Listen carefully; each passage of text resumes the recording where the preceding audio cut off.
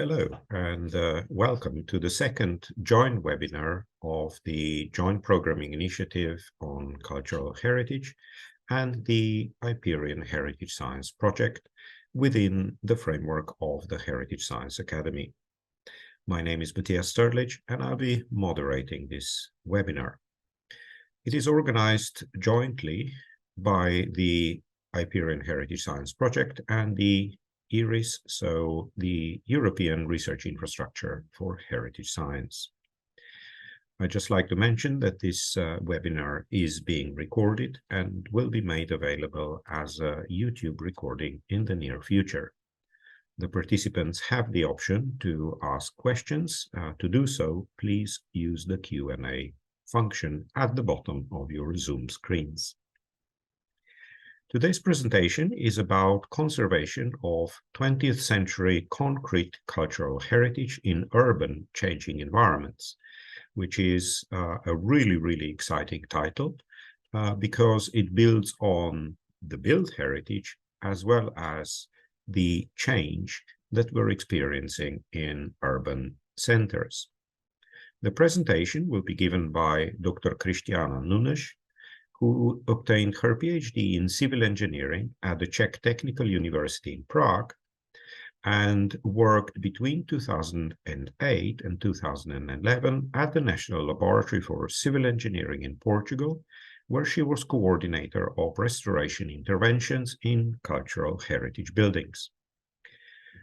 Between 2011 and 2022, she worked at the Institute of Theoretical and Applied Mechanics of the Czech Academy of Sciences, and since 2019, she was head of Laboratory for Material Analysis.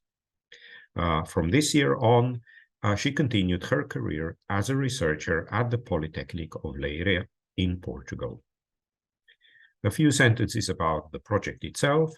CONSEC 20 is a European research project supported by the Joint Programming Initiative on Cultural Heritage, and the title is Heritage in Changing Environments. It was carried out between 2019 and 22 and aimed to develop approaches for the conservation and protection of the 20th century heritage concrete buildings against the ever-changing urban impacts, considering both technical and social aspects. Cristiana, thank you very much for joining us today. Over to you. Thank you very much for the introduction and for the invitation to present this project. So as the title says, this project is about the conservation of 20th century concrete cultural heritage. I will begin with the concept of the idea of the project. But first, let me introduce you the background. So this project is funded by the JPI on Cultural Heritage under the Heritage in Changing Environments program. And it ran between 2019 until mid-22. It was 6 months extended due to the COVID pandemic. This is a picture of the group during the kickoff meeting in Prague. Now, the motivation for this project was based on the fact that the architectural heritage of the 20th century is at risk from lack of appreciation and care, and that is a living heritage, and it is essential to understand, define, interpret, and manage it well for future generations, as stated in the Madrid document. The motivation is that approximately 80% of our total building stock is from the 20th century. More than half dates back to the 50s, and concrete is one of the most used materials. But there is an issue influencing the degradation of this concrete heritage, which is the lack of recognition for its values, both material and immaterial, and hence the reluctancy to apply adequate conservation methodologies. Also, the environment, the climate and landscape is changing very fast in cities, with very deleterious consequences to these buildings. And many of these non-listed buildings are often located near large cities and can be reused as a trigger for social and cultural aggregation, and therefore also economic development of peripheral areas. The objectives of this project were to use this heritage to promote social integration and cultural tourism by developing proposals for improving existing policies and strategies for the social recognition of the heritage values of these buildings, to contribute to the development of the notion of heritage science, to outline new ways for stakeholder participation in monitoring, maintaining and conservation for future use, by way of developing a user-focused tool for monitoring buildings and providing practical solutions for their conservation, and also outline new ways for citizen engagement in the preservation of the architectural heritage by developing an interactive platform, citizen-oriented, for documenting this type of heritage and focusing on selected case studies. This is the structure of the project. We were 5 partners. The Institute of Theoretical and Applied Mechanics of the Czech Academy of Sciences in Prague, the Institute of Sociology of the National Academy of Sciences in Belarus, the Delft University of Technology in the Netherlands, the University of Genoa in Italy, and the University of Cyprus. Each partner institution was a leader of a working package. So ITAM in Czech Republic was responsible for the coordination and dissemination. ISNAS in Belarus was responsible for the social cultural analysis. TU Delft was responsible for diagnostics and monitoring. UNIGE from Italy was in charge of interactive database and storytelling videos. And the University of Cyprus was responsible for the European regulations and conservation proposals that I will present later. So this was the team. I was the coordinator of the project. Maria Viarenich was the leader of the social work package. TU Delft, Barbara Lubelli was the coordinator of diagnostics and monitoring. Stefano Francesco Musso was coordinating the database and the videos. And Ioannis Ioannou was the coordinator of the regulations and conservation proposals. The project used case studies in 4 of the participating countries, so Cyprus, Czech Republic, Italy, and the Netherlands. In the case studies, the criteria for selection was based on period of construction. So we aimed for buildings from different periods until the 1960s. We also focused on buildings with social interest, so in the sense of building people together, and type of use. So we differentiated in the type of use if still functional or abandoned, but with the potential for public use. If intervened or not, restored, so we could learn from the past, and also buildings in need of intervention. And also we select buildings according to their architectural qualities. We did not select only the most iconic and listed, but also representative, valuable buildings of the period. Like, for instance, buildings without exceptional architectural qualities, but interesting in other aspects. So each country selected 10 case studies, and they were surveyed according to the building history, state of conservation, interviews. Pardon. We used the damage atlas on concrete, which was developed by TU Delft. In this analysis, we try to identify the most common type of damages and to relate it to their probable degradation causes, the effects of different parameters on the severity of damage, and to assess trends in maintenance and renovation in different countries in relation to the policies in different countries. 2 case studies per country were selected for a more in-depth analysis. And in each country, one building selected had been restored or rehabilitated, and another one was in need of intervention. So for the restored case, we aimed to deal with the results in such a way that they do not remain studies of isolated cases, but provide indications on methodologies for improving interventions. And we aimed also to evaluate and monitor the repairs from these previous interventions. And another building selected was in need of restoration as to develop a proposal to intervene in this building. So I will present next a few 2 cases, 2 examples. In the case of the restored case, we aimed for studying what makes it successful or not, the intervention.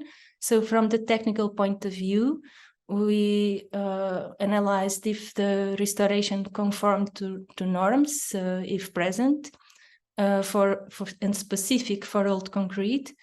If the restoration involved the transdisciplinary team of experts, and provided a monitoring and maintenance plan.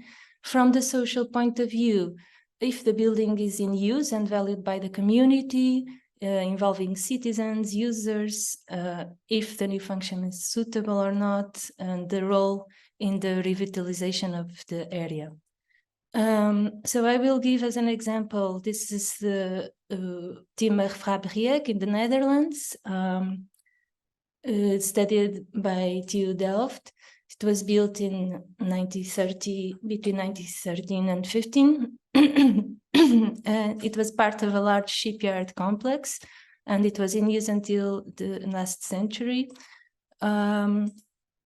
This is the condition before restoration in 2010. It was abandoned and with severe problems of corrosion of the reinforcement.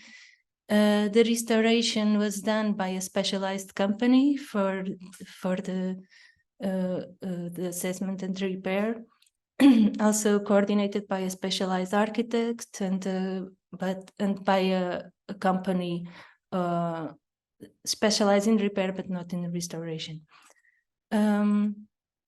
The restoration encompassed complete survey of damage with reference to norms and taking into account details of the materials and the material specifications. The current condition, which was the work done within the project, encompassed the visual inspection of the building, and the evaluation of the repairs done in 2010, mostly with non-destructive techniques. The results, which focus on evaluating the patch repairs, were done with several non-destructive techniques, and the assessment result, like the repairs and materials, were done according to norms and the existing concrete characteristics. And the assessment also showed that there was no visible damage up to 10 years. This was the case of a restored case in the Netherlands. I forgot to mention that nowadays the building is a hotel. This is another study in need of intervention. So this is in Czech Republic in Prague. It's a diving tower. It's a very iconic diving tower. It has been used in several as a symbol of sports in Czech Republic for many years. It was built between 30 and 31, and it has been abandoned since 55. Although it has been abandoned, it is listed in databases for tourism and has been used for social events during the warm season, like open air theaters and musical events. You can see here a tribune built for open air theaters. But this tower the archives did not show. Very few parts of the original documentation was found. So the first step that we have done was to document the structure with the photogrammetry. Also, we mapped all the damages in the structure, and also, we've done several material analysis, like both of the concrete and the finishing codes. And we studied the heritage values, both at urban scale, and also at the site scale of the building, of the structure. And finally, we proposed several possible interventions. So the conservation of the structure in the state of ruin, the restoration of the original state, and an alternative approach for the restoration of the original form. So these are just examples of the case studies. I just gave two, but many more were studied, but I do not have time to present all, of course. So now I will pass to another task of the project. It was the making of storytelling videos focused not only on the case studies, but each partner made a video. For instance, in the Czech Republic, we made a short video about the development of concrete in the Czech lands.